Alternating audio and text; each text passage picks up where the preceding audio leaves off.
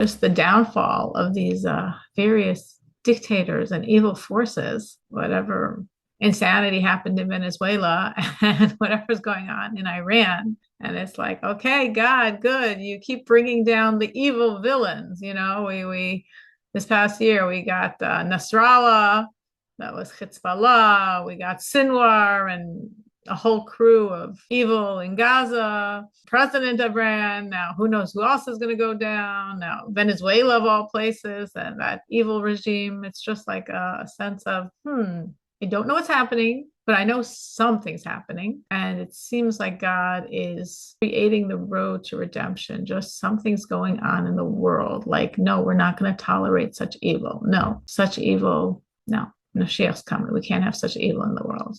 I don't know if anyone else like sort of connected the dots that way, Miriam.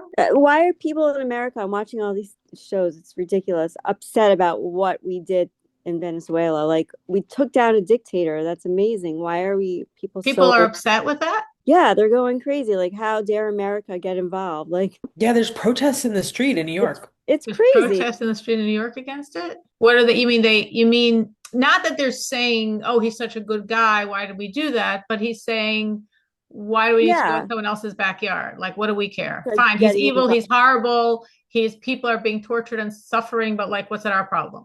Right. Yeah, that's what they feel in New York Yeah. also, Dina. Like not No, they're I not think saying they're not saying he's a good guy. They're saying, what are we no, getting I think involved? the protests here are more like it's weird. They're like, oh, like how could you do this to Venezuela? Like more of a like human rights thing. Like how could you do this to someone? But like they're Human missing the rights. whole Human point. rights is that we protect It's like a human dictators. rights thing. Yeah, like something about how like you can't just come in like you can't I don't know exactly, but like they're not realizing that like Venezuelans are happy about this. They're like they think that like we've ruined Venezuelans' lives or something and they're like protesting against it. I don't know. I Well, passed by that a sort of makes protest, but sense because think of all the people that are protesting for free Palestine.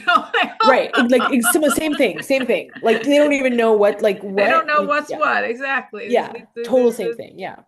Okay, fine. So what Miriam said, I mean, I hear both, meaning, why should we be surprised that ignorant, stupid, I don't know, what do you want to call them, Americans are going to say, oh no, we got involved and we went in and arrested an innocent couple. Like, oh my gosh, what are we doing?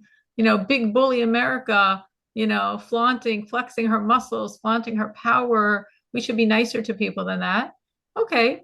It makes more sense to me what Miriam is saying because always, whenever America gets involved in any world conflict, I mean, there are always people it's called isolationism. We don't want to deal with foreign policy. We want to deal with our issues and our problems, and we have enough problems and issues, and we don't want to deal with anyone else's. Like, it's not like they were I mean, were they starting up with us? If they weren't starting up with us, so not that they're good, but why are we getting involved?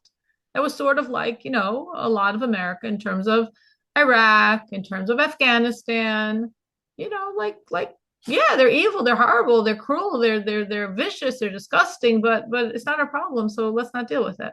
And I can't, I'm not going to, I mean, I understand where people are coming from. It was like a complete, I mean, to me, shock, surprise. I didn't know of anything in terms of American Venezuela until that point. So it was like, what happened there? I, I, I can imagine people wondering the same thing. The way I'm looking at it is from a Mashiach perspective, meaning I'm looking at it like, Mashiach is a time when all evil is pulled down, right? When there's no evil in the world. And we know that, of course, ultimately Mashiach will come with this huge, and nothing we do can ultimately create that. That ultimate point of, there's the base of Mikdash coming down from the skies. There we all are in Israel. Like, no, we can't through natural means create that ultimate moment. But we are supposed to do through natural means as much as we can, if we want to call it living Mashiach. By living Mashiach, we create Mashiach. Living like Mashiach, we create Mashiach. Walking toward Mashiach. Like, in a scientific perspective, when they discovered the gene that is responsible for aging, I took that as a Mashiach moment. Why? because by Mashiach, we're going to live forever. Well, God needs to have someone discover the gene and then God's going to alter the gene. No, I don't view it like that. But how I understand it, if in the natural world scientists are working on longevity, that's a movement toward Mashiach when we'll live forever. That's how I connect that in my brain. So in a natural world where we see boom, boom, boom, boom, boom, evil falling in our world. And I'm saying, if you think back, and I should be taking notes as the life, I think also sometimes things happen, but then we move on, or our fridge breaks, or we have car trouble, or, my kid's off of school for 2 weeks, whatever. And then, we get distracted, and then something else happens, and then we get distracted. So we don't always keep our eyes on that goal. But if we really think back, this vision of Mashiach is a time of absolutely no evil. And as the world rejects evil, that to me is moving toward Mashiach in big colors. It's not like this is the first time in our history that there's been all these evil, horrific despots throughout the world. That's not a new concept.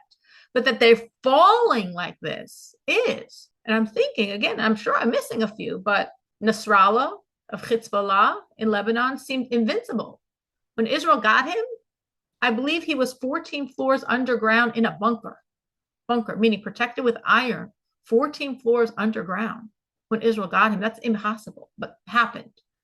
Gaza with Sinwar, where maybe it took them 2 days to even realize they got Sinwar, and all the other arch evil villains that they got. I mean, so many. And then in Iran, where God just made his helicopter, whatever. I don't know what happened there. Freak accident. Like, they don't take better precautions. The helicopter of the president of Iran. There were 2 other helicopters flying at the same time. They got through the storm, but his didn't. No, I don't think it was Israel. I don't think it was America. I think it was God. But again, it's taking down absolute tyrants, taking out absolute evil. And Assad last year in Syria, where again, if any of us 2 weeks before were told, maybe Syria's probably going to fall in a few weeks, we'd be like, what? First of all, we say we have no clue. Or if we did know, we'd say, oh my gosh, the people have been having revolutions for the past 20 years and he just keeps crushing it. And he uses chemical warfare on his own people. And he's horrible and vicious. And yes, isn't it pathetic how the UN puts all these, things against Israel, the only democracy. But here, Assad is using chemical warfare on his own people and the UN doesn't say a word. And then guess what? 2 weeks later, gone. Escaped to Russia with, I'm sure, millions and millions of dollars. But like gone, has no power now. No political power. Like President of Iran, Assad of Syria, Nasrallah of Hezbollah of Lebanon, Sinwar of Hamas of Gaza, and I've probably forgotten others. And now we're saying Venezuela, and hopefully the Ayatollah of Iran. Hopefully, if this keeps going, who knows where it will go? I don't know. My prophetic spirit, I'm not going to rely on, but it's just amazing, the sense of like, evil is falling, evil is falling, evil is falling. That's moving toward redemption. So I understand the isolationists in America that are saying, why are we getting involved and it's not our problem? And I understand the liberals that are thinking, oh, Venezuela is such a nice country, like, what are we doing there? I get both of those. But I'm just looking at it from a Mashiach vision. It feels to me so strong. Dina? I feel that way also with the rapid increase in like medical innovation and also tech. Like I see in the tech world so much innovation at a rapid pace and like AI and all these things. I'm like, wow, these are going to be amazing tools when like we don't need like we don't need to be doing things because when time's Mashiach, like we'll be able to learn and we'll be able to do like we won't like all those things where I get so inspired by them and especially being in like a university that is more liberal and freaks out over these things and thinks their life is being taken over by robots or whatever and likes to freak everyone out. I get so inspired by all this, like all the things we need to read, like all the, all the information out there that like for Mashiach, for like when Mashiach comes. Absolutely. That makes so much sense. It's actually interesting. The Rebbe years ago, the Lubavitcher Rebbe, gave a talk in which he basically says that it's based on a concept in Zohar that says that based on a verse in terms of the flood, the Great Flood, where it speaks of the waters from above and the waters from below opened up to flood the world, right? It rained for 40 days and 40 nights. The world was flooded for a solar year. But it's based on that verse of the year that Mabul happened. The Zohar says in such and such a year in the future, again, the well springs from above and below will open up. And again, the world will be flooded, but this time not with water, with knowledge. And the Lubavitcher Rebbe has a whole talk expounding on that concept and saying and identifying the year as the year when in Torah world, that was the advent of Hasidus, and the world is now being flooded with the knowledge of God. And in the secular year, this was the time of the Industrial Revolution. And you could say, what's the Industrial Revolution have to do with Judaism? But they were saying, no, the windows from above, that's a knowledge of God.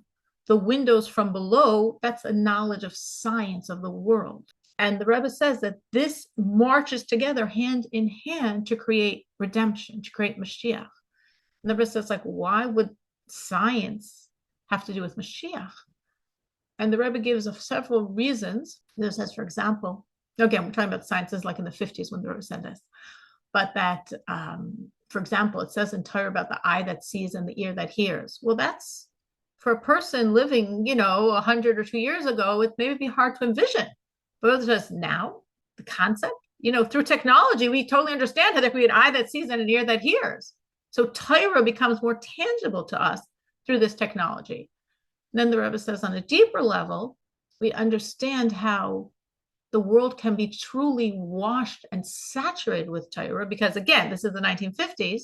So the Rebbe spoke about radio, how a radio wave penetrates the entire world. When someone is speaking Torah on the radio, which again was the cool cutting edge technology of the 50s, the whole world is penetrated with Torah because those waves literally penetrate the whole world. And then the Rebbe said, but that's not really science, that's technology. What about science itself? How could science be bringing us closer to God? And the Rebbe said that really with science, we come to an understanding that in the end, everything we see is built on a few basic elements. Meaning in school, they probably still teach the periodic table of elements, which has, 100 plus elements that are the building block of all. But more advanced science now recognizes that that periodic table of elements is really based on a few elements. They call the string theory. They say it's 7 strings. 7 strings, like of course how Torah, how Hasidus, how Kabbalah explains that the world is created with God's 7 traits. With his 7 emotive attributes, everything came into being. So when science shows us this, that all this multiplicity, this world that seems to have so many different elements, it's really one in the end. It really helps us understand on a very deep level, it's really all about God. So what you're saying, Dina, that you're looking at AI and saying, wow, this makes so much sense. I don't have this fear we're all going to lose our jobs. I have this understanding that, yes, we're morphing toward a world where the population will be learning Torah. So who's going to be dealing with the world? We've got AI. Don't worry. The world will continue to exist. Miriam, what were you going to say? I was going to say I was in Los Angeles last week, and they have driverless drivers now. So when you're talking about things like that, it just popped into my head how so true. Yeah. When I was in Atlanta, for my niece, yes, I took 1 or 2 taxis. I don't remember. It was just one. Now, the only reason I wasn't terrified was because another niece, her sister, had taken such a driverless Uber the day before or that day, and she thought it was so cool, and she showed me a video of it. So when it's like 3:30 in the morning and I get into this Uber without a driver, I was like, chill, it's okay. Just don't look, don't look so you won't be scared. But there's a reason for it, like what you're saying. It makes sense now. Yes, you're right. That's a beautiful Mashiach way to look at it, because why do people need to waste their energy driving cars when we can have technology drive the cars and people could be studying and connecting to God? And that's the point. Yes, that is exactly what Dina's saying is the point. Yes, absolutely. Dina? Something you mentioned of the 7 attributes. Does that, out of curiosity, correspond with the 7 days of the week? It 7 does. days of creation? It does. Okay. I never knew that. I never learned that. Hashem created the world with his 7 divine attributes.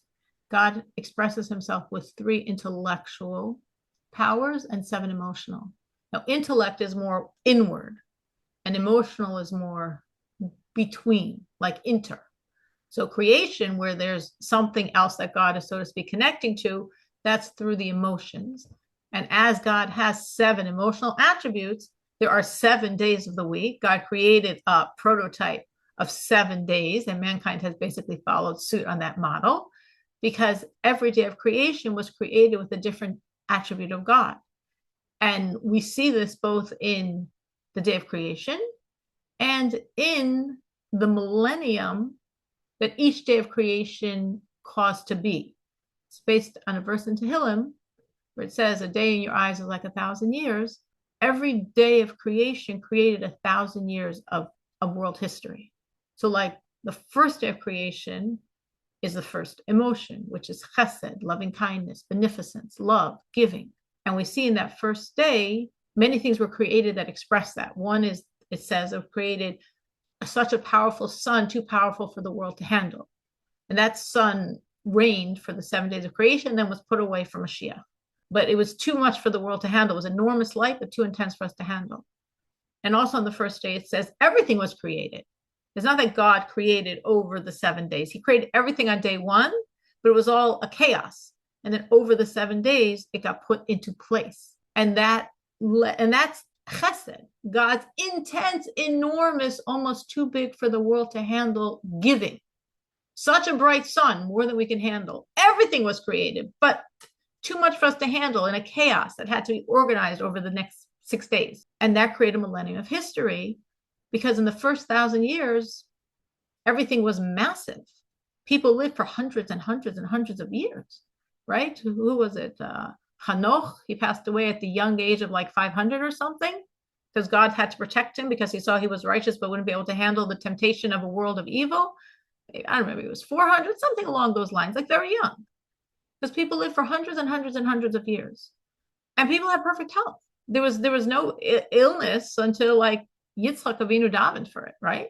So there was nothing. It was everybody was perfectly healthy, hundreds and hundreds of years. And it was a world that fell into chaos. Like we don't do well when we're just having free handouts, mega free handouts, hundreds of years of life, absolute health, and which is too much giving. It's not good for us, which led into the second millennium, right? So again, just the second millennium was God's gevura. Gevura is intense withholding, discernment, discrimination, judgment. It's all godly way, nothing wrong here. But that intensity of judgment, which we saw this in creation by separation. That was the day when the waters were separated. So again, it's not a bad thing, but it's gevura, withholding, because first it was just a world of water and then got separated, and there were upper waters, the heaven, and lower waters. Most of planet Earth is covered with water. So we have the separation of the waters. And in the millennium, we see gevura, enormous divine punishment, separation, holding back, and with water. In that millennium, 3 things happened, huge mega punishments to mankind. The first thing that happened in that millennium was when mankind first began with idolatry in the generation of Enosh, and God had the Mediterranean rise up and flood the Fertile Crescent, which is where humans lived, and 1/3 of the world died. So that's a huge punishment. Again, 1/3 of the world then, I don't know the numbers, obviously it's much less than we can envision now, but for those times, it was 1/3 of mankind. So a huge punishment with water. Mankind did not learn their lesson. Progress a few more generations, we have the flood, most massive punishment the world has ever experienced. Every human is washed away besides 9 people, right? 8 in the ark, and then Og, the giant who held on from the outside. So all of mankind besides 9 people are washed away with water. So it's enormous punishment and with water. And the third massive punishment that the world received at the end of this millennium is when they tried to build that tower to rebel against God. And God, again, divided. It wasn't with water. It was the same idea of punishment and separation, because he said it's too easy for mankind. They're all united. They all have the same language. They're all one, unified against me. So I'm going to separate them. I'm going to disperse them. And he divided mankind into 70 different languages. And then people naturally dispersed into 70 different groups. And there went that unity, there went that rebellion against God. So again, we see in the millennium this trait of enormous judgment, mega judgment, division, separation, water, all the themes of the second day of creation we see in that millennium. And fast forwarding, you don't have to go through all of them, but on Friday of creation was the creation of man. Man was created midday Friday.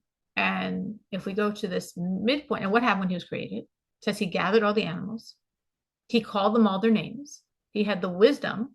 Like a lot of people look at Adam, and he has a bad rap. There's a lot of things I look at back in Torah, historical Torah, so to speak. And I'm like, the world just doesn't get it.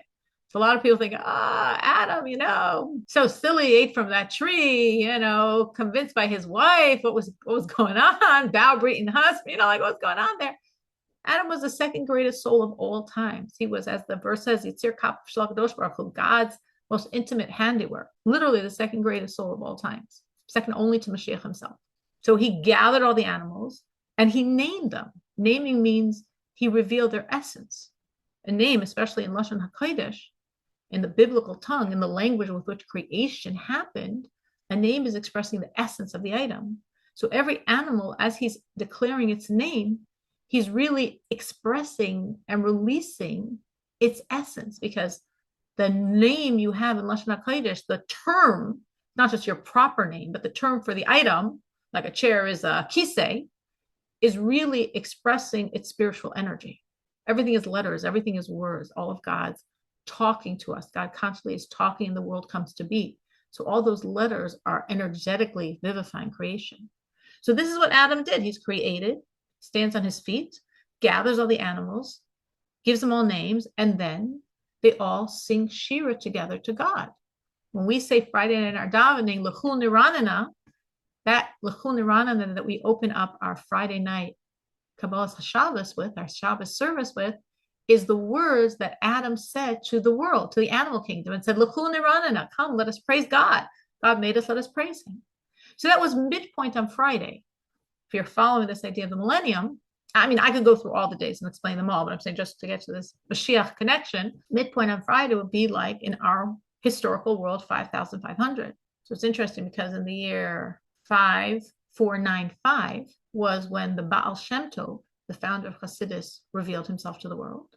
And 5505, so 5 years away in either time from that absolute millennium midpoint, 5505 is when the first leader of Chabad, Rav Shneur Zalman of Liadi, who we refer to as the Alter Rebbe, in Hebrew, Admor HaZaken, was born. So in other words, it's really pointing a finger at the Hasidic movement as this same idea as Adam, man coming to this world to bring the world to its purpose, to name, reveal the identity, reveal the energy, reveal the essence of everything, and connect it to God. Let us sing praise to God. That's what we're all here for. Let us connect to God on every level. And that's really that movement toward Moshiach. Because what was Friday? That was Friday. Friday is foundation. It's the sixth of God's traits, which is foundation, man, the foundation of the world. And the seventh trait, the seventh day, is Malchus, is sovereignty. That's the seventh of these divine attributes. It's really not an emotional attribute. It's really a state of being, sovereignty. And what did that create? Shabbos, the first Shabbos. Saturday was Shabbos. It wasn't Saturday. It was first Shabbos. And we know what's Mashiach. Mashiach is a millennium of Shabbos. So the seventh attribute was Malchus, sovereignty, creating in the 7 days of creation the day of Shabbos. And Shabbos is the embodiment of the ultimate Shabbos, which is Mashiach. So Friday was man, naming the animals, identifying their essence, connecting them to God. Shabbos is Mashiach, which is why, if you've ever heard, Mashiach has to come before the sixth millennium, before the year 6000. It's based on this concept. And of course, we could bring in Shabbos early. So being already in the year 5786, we're late on the cosmic clock. We're like, okay, we got to bring in Shabbos already. That's why there's this sense, there's this awareness. And I think it's throughout the Jewish world of like this beat, this tempo, Mashiach has to come, which is why when I look at the fall of these arch villains. And when Dina's looking at AI, we're both seeing the same thing. This is a movement toward Mashiach, and this is a movement toward Mashiach. And you're absolutely right. That was great. That was current events. um, sorry, let me just get back to what we were saying. But before that, Dina, do you ever try to share this vision with your liberal cohort? So there's one other Jewish person who is more modern Orthodox, and I would say like not like she isn't naturally learning, like she's not as learned. So I definitely speak about it with her. Um, but yeah, it's just inspiring. I mean, I remember sitting in a class where they brought in a guest lecturer to basically put the fear in us about how AI is taking over, and we had to write these essays about, I don't know, AI is going to take over and how we're going to what we're going to do about it as clinicians. I don't know. And I remember being so inspired, and everyone was sitting there like stressed out. And they even opened up the lecture with like, who's afraid of the current, who's in fear or something like that, who has fear over current events. And everyone raised their hand, and I looked around and I was like, oh, like, no, this is great. Great. I think that's a very important point you're saying. There's a world where a lot of people want us to be in fear. And as we're in fear, we're more docile to wherever they want to move us. And there's definitely a lot of media that's promoting a lot of fear in a lot of directions. That's why I always feel the worst channel on TV is the news, because they're promoting fear. They definitely are commercializing and promoting fear for whatever reason. You might say, nah, there's nothing so, you know, nothing more than just to get more listeners. People, if they're scared, they're going to come back and watch the next episode to find out what they're missing, which it could be, or it could be something different or bigger than that. But definitely, I think there is It this makes like me, yeah, there's a lot of fear, fear. and it makes me sad that I look around and I see people who are, have genuine fear, not even just at like a nefesh level, like if I feel like fearful of like a scary, like big cat or I don't know, something, not like that, but like just like genuine fear for their life. And I really look around and I feel so sad that they are not part of something bigger that like it like they just this is it. This is their politics or celebrity, whatever it is. Like if that changes, then their whole inner world changes. And it's so sad. And like I remember like I have a close friend, and she's the most unassuming person, has like basically a Chabad house, has like 30 guests every shot, like just amazingly just a great person. And she's also a very high power attorney, and you'd never know. And she worked for Nike. And she worked for Nike for a long time, commuted to their headquarters in Portland. And she said her most proud job was she was developing this sport floor where it's like a special material that they like basically invented that had a certain bounce or like something. And she was so proud of it because it could carry so much weight without shifting anything and without doing any damage. And she's like, when Mashiach comes, we're all going to have flooring to like handle all these Yidden who are going to be going like bringing carbonus. And she was like so proud of it. And it meant so much to her to be on this project. And I was like, and it really shifted things. And I was like, wow. And I have that same thing now in class. Wow, amazing. All right, so look at my time. We have like 10 more minutes. Okay, let us go back to what we were talking about, which is, of course, exactly what we're talking about, which is Mashiach. We're going to go back to where we were holding an hour discussion. And where we were talking about the idea of the fast days, right? We were discussing the holidays, and we said, will there be holidays by Mashiach? And we said, well, secular holidays will be pretty irrelevant. Obviously, any holiday coming from any fake man-made religion will be gone, because all fake man-made religions will be gone. And even within the Jewish holidays, we said they'll exist. We'll keep Pesach, we'll keep Hanukkah, we'll keep Rosh Hashanah, we'll keep them all, but they won't be as significant, because by Mashiach, we said every day is a holiday. Every day, meaning the light, the energy of Mashiach is so powerful and exciting and uplifting and intense. Yes, the light of a holiday is amazing, but every day is going to be like holiday lights. And then we said, except Purim, and we explained at length. I remember we went in at length to explain why, because Purim is created by Moshe, and Moshe is unchanging, and therefore, even in the times of Mashiach, the energy of Purim will still be, even in Mashiach, something special. Now, in addition to the holidays we know, that we'll have and the holidays that the world has that we won't have. But the 4 days commemorating the destruction of the temple, right? Asar B'Tevis, that we just celebrated, experienced, when Babylonia surrounded the walls of the first temple and laid siege. That took about 2.5 years. They finally broke into the walls 2.5 years later, Shavasar B'Tammuz. And then, of course, the walls were breached then, Shavasar B'Tammuz, and it still took 3 weeks because, of course, the Jews were doing everything they could to defend the Beis HaMikdash until they reached the Beis HaMikdash on Tisha B'Av. The night of Tisha B'Av, very at the end of the day of Tisha B'Av, as they actually reached and set fire to the Beis HaMikdash. It burnt through the next morning, through midday, which is why we keep all the prescriptions of the 9 days till midday of the next day, because the Beis HaMikdash burned till midday of the next day.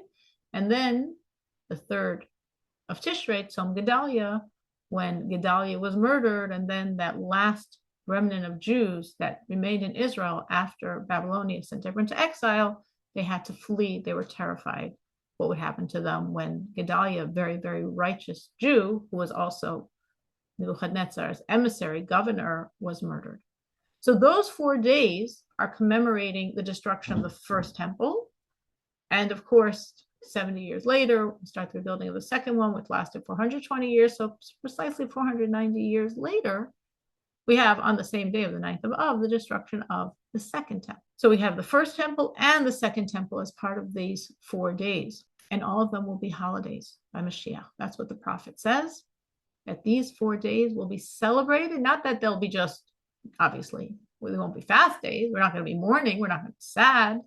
But they'll actually be holidays, huge holidays, bigger days than the regular holidays. As I said, besides Purim, the regular holidays will sort of not be as significant, though they'll be, just not as.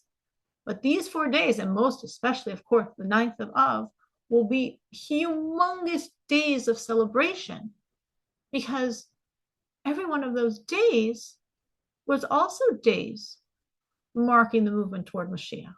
Meaning, no, those are days marking the Churban. Yes, but God has to follow Torah. And you're not allowed to destroy a Beis HaMikdash. You're not even allowed to remove 1 stone from the altar, let alone burn down the whole thing twice. So how did he do that if he follows the law book? Because what we looked at as destruction was really construction. It was really moving, shifting the items to make way for the ultimate Beis HaMikdash. So as those days marking historically really construction of ultimately the 3rd Beis HaMikdash, of the reality of Mashiach, those days we will see them in their real energy, their messianic energy, and we will celebrate them. We will literally celebrate these as the biggest holidays, the biggest Yom Tovim by Mashiach. Can Goyim participate? Can the non-Jews participate in our holidays? Well, even nowadays you could ask that question. A non-Jew, we've discussed the idea of a Noachide. Non-Jews can mark and should mark Rosh Hashanah and Yom Kippur, because Rosh Hashanah and Yom Kippur are relevant to non-Jews, right? The whole world is judged on Rosh Hashanah and Yom Kippur, not just the Jewish people. That's definitely a time of their judgment. So therefore, definitely it's a time they should turn to God and repent and say Psalms. Of course, they can give charity in ways we can, because it's not a holiday for them, but they definitely should do that. Sukkot also has a relevance to non-Jews, because the 70 bullocks that were offered throughout the holiday, there's different explanations on them. And one is, well, it's very clear that they are for the 70 nations, different explanations of the point, but definitely it says clearly in the Talmud that these 70 animals were really representing and bringing blessing and protection to the 70 nations, to the world. It says if the nations of the world knew the blessings they got from those 70 animals offered on the Sukkot holiday, they would surround the temple with legions to protect it, to make sure those 70 animals got offered for them. Besides that, when we have the complete revelation of Mashiach in a temple, non-Jews will be able to offer free will offerings, as they were traditionally allowed to offer. They will still be allowed to offer them. And otherwise, really, they don't have a relationship to the holidays, because those are Jewish holidays. What else do people wonder? Yom Kippur. Are we going to have Yom Kippur then? Yes, we will. Will we fast? Some sages say yes, some sages say no. If yes, that will be the only fast day, meaning the other 5 fast days, as we said, 4 of them will be major holidays.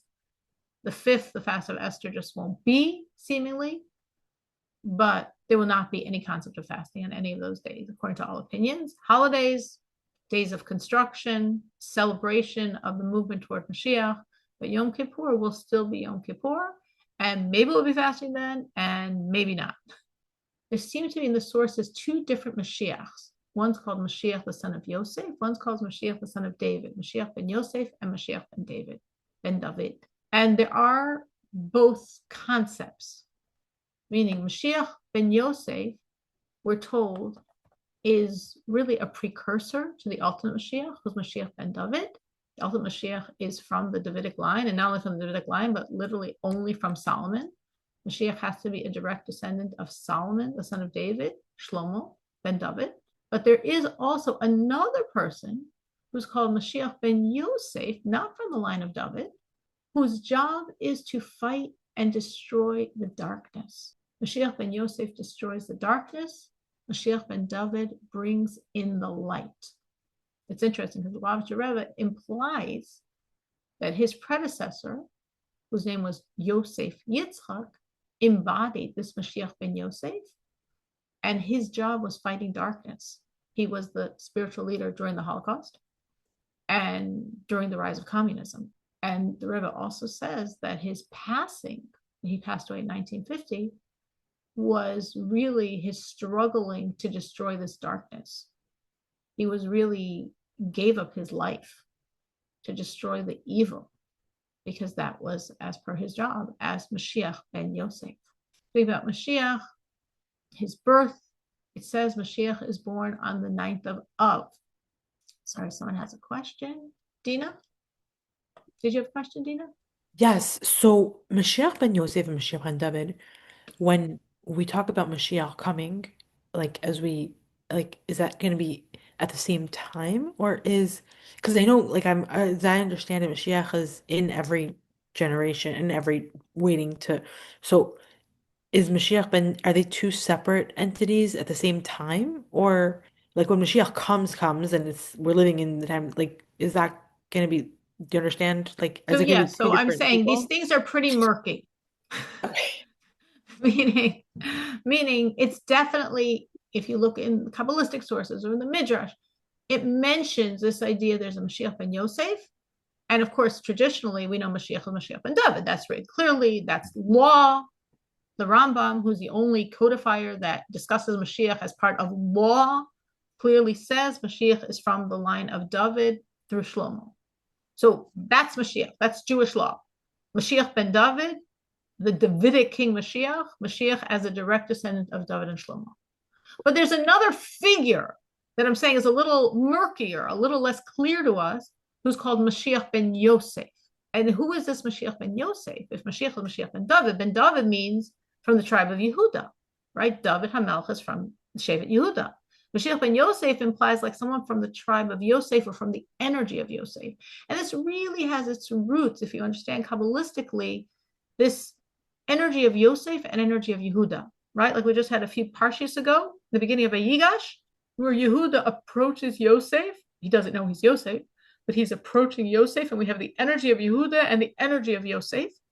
And in that week, Vayigash's Haftarah, the Haftarah is discussing, the Navi is talking about there's 2 pieces of wood, and one has it Yosef and one has it Yehuda, but ultimately Yehuda is supreme over Yosef, and there'll only be one leader, the David Avdi. And David, my servant, meaning Yehuda, he will be the ultimate leader of the Jewish people. So alluded to in the Parsha, definitely there's a lot of Kabbalah and Chassidus explaining it, and alluded to in the Haftarah is that there's, I wouldn't say it's a conflict, but that there's a certain messianic energy of Yosef, there's a certain messianic energy of Yehuda. And they both have power. They have different types of power. So I'm saying one is Yesod, one is Malchus. It's different Kabbalistic energies. And we need both. The ultimate Mashiach, as we envision Mashiach, Melech HaMashiach, the one with the crown on his head, the one that's leading the Jewish people and representing God's will in the complete revelation, Mashiach, that's Mashiach ben David. But before that, there's someone else who's going to be a Mashiach. What do we mean by a Mashiach? A savior. Meaning the Rambam, when he talks about Mashiach, And his first Mashiach is David, is David HaMelech. How is David HaMelech Mashiach? I mean, Mashiach didn't happen then, right? But he explains that David fought the wars of God. David took care of all the enemies that were oppressing the Jews. David laid the groundwork for the Beis Hamikdash. He wasn't allowed to build it because he was told his hands are too bloody from too many wars. The Beis Hamikdash is the Beis Hamikdash of peace. So his son Shalom, who had no wars in his time, he had absolute Mashiach peace. He built the Beis Hamikdash. But David gathered all the precious items that were needed for the Beis Hamikdash. When Shlomo came on the scene, he literally had everything ready to just put it in place and start building it. So David destroyed the evil and laid the groundwork for the light. That's Mashiach, the Rambam is saying.